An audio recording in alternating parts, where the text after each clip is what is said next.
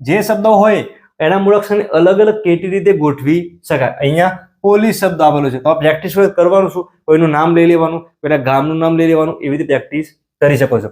પહેલા કરવાનું શું, આના મૂળાક્ષર ગણી લેવાના કે કેટલા શબ્દ અંદર આવેલા છે. તો અહીંયા 1 2 3 4 5 6 છે.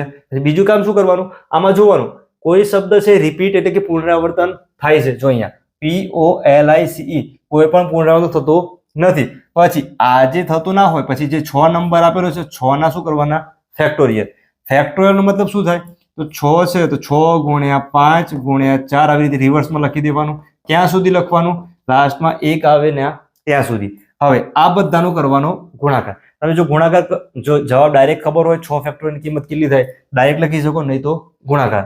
તો 6 ગુણ્યા 5 30, 30 ગુણ્યા 4 કરવાના છે, 3 ગુણ્યા 4 12 એટલે કે 120, 120 ગુણ્યા 3 કરવાના છે. જો 12 ગુણ્યા 3 કરો 36 થાય, પાછળ એક 0 મૂકી દો. 36 ગુણ્યા 2 કરી દો, 36 ગુણ્યા 2 કરશો એટલે 72, પાછળ એક 0.